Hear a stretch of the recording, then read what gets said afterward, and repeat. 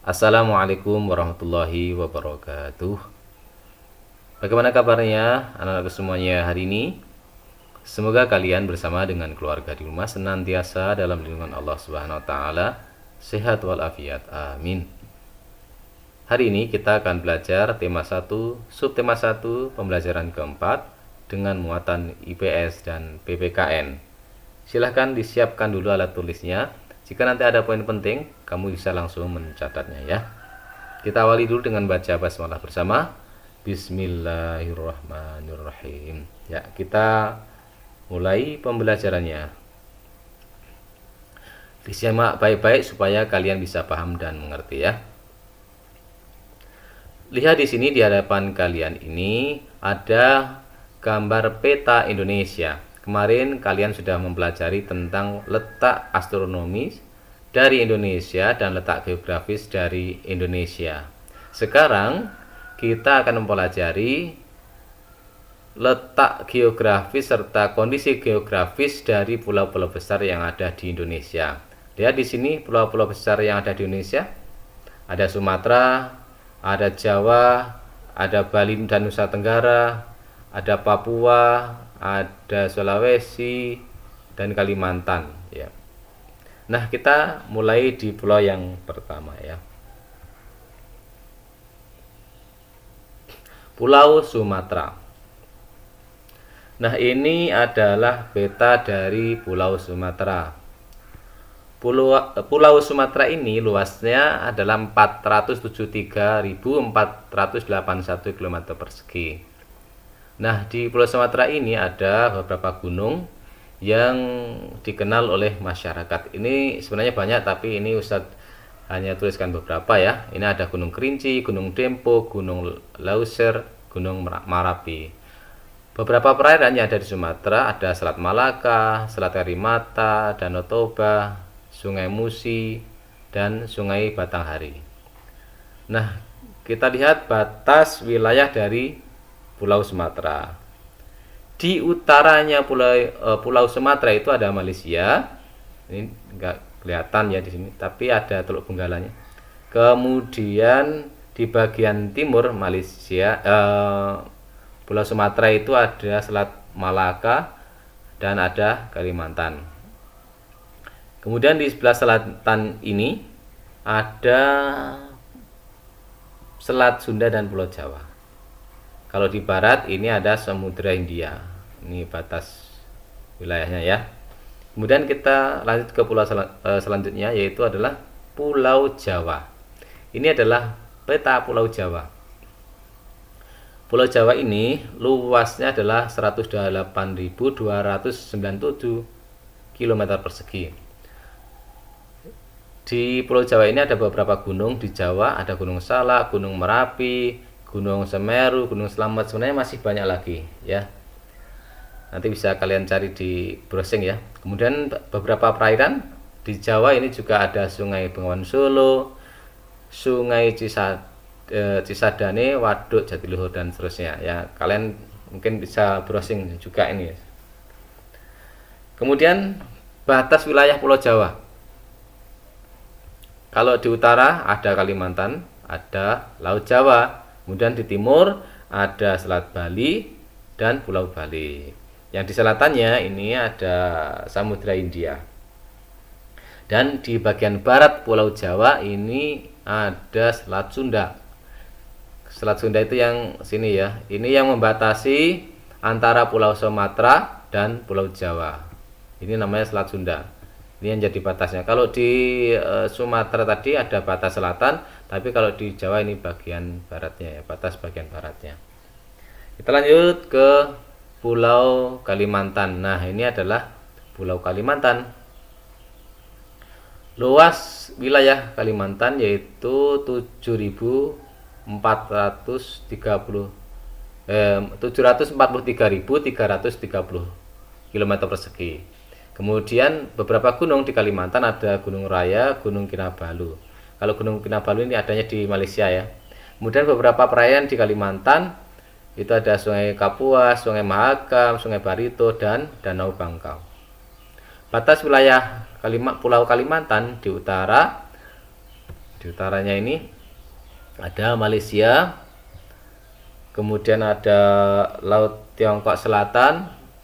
Ya, kemudian kalau di timur Pulau Kalimantan ini ada Selat Makassar, Pulau Sulawesi. Di selatannya Pulau Kalimantan ada Laut Jawa dan juga ada Pulau Jawa. Tapi di sini nggak masuk dalam peta ya. Kemudian di baratnya ada Laut Natuna dan Pulau Sumatera. Selanjutnya pulau besar yang berikutnya adalah Pulau Sulawesi. Nah, ini pulaunya yang seperti huruf K, ini petanya. Luas wilayah dari Pulau Sulawesi yaitu adalah 174.600 km persegi. Beberapa gunung di Sulawesi ada Gunung Lantimojong, Gunung Rantai Mario. Beberapa perairannya ada Sungai Poso, ada Sungai Lariang, Danau Tawuti, Pantai Losari. Batas Pulau Sulawesi di utara ada Laut Sulawesi dan Filipina. Di timur batasnya ada Laut Maluku dan Kepulauan Maluku. Sedangkan di bagian selatan ini ada Laut Flores dan Nusa Tenggara Timur. Kalau di barat, ini baratnya ya, ini ada Selat Makassar dan Kalimantan. Ada juga di sini Pulau Bali dan Nusa Tenggara, ini termasuk kepulauan yang cukup besar. Luas wilayahnya adalah 72.876 km persegi. Ada beberapa gunung di Bali dan Nusa Tenggara ya. Ada Gunung Batur dan Gunung Agung itu di Bali, kemudian Gunung Rinjani dan Gunung Tambora itu di Nusa Tenggara. Beberapa perairan di Bali dan Nusa Tenggara ada Sungai Pentanu, Pantai Lombok, Pantai Kuta, Danau Batur, dan Danau Batu. Batas wilayah Pulau Bali dan Nusa Tenggara. Di utara itu ada Laut Bali dan Laut Flores serta ada Sulawesi. Di timur itu batasnya adalah Timor Leste, ini negara tetangga ya. Kemudian di selatan ada Samudra Hindia. Dan di barat batasnya adalah Pulau Jawa dan Selat Bali. Jadi Selat Bali ini yang membatasi dari Madura dan Bali, ini namanya Selat Bali. Selanjutnya ada Pulau Papua. Ini ada di ujung timurnya Indonesia. Ini petanya.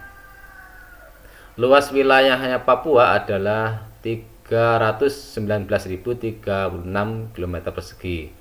Ada beberapa gunung di Papua yaitu Gunung Jayawijaya, Gunung Dera Baru. Kalau Gunung Jayawijaya ini adalah satu-satunya gunung yang puncaknya itu ada saljunya ya. Nah, beberapa perairan di Papua itu ada Sungai Mambaramo, Sungai Baliem, Danau Sentani, Pantai Raja Ampat. Maaf ini salah dalam nulisnya ya. Kemudian batas wilayah pulau di bagian Papua, Pulau Papua ya, di bagian utara ada Samudra Pasifik.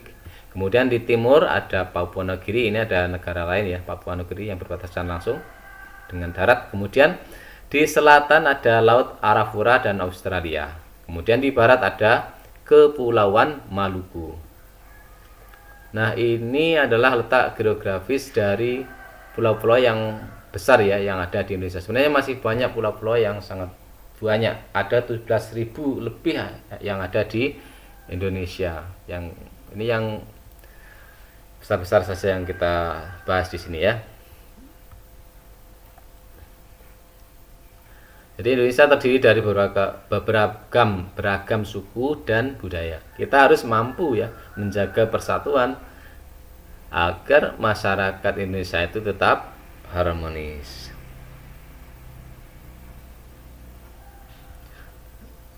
Bagaimana cara menjaga persatuan?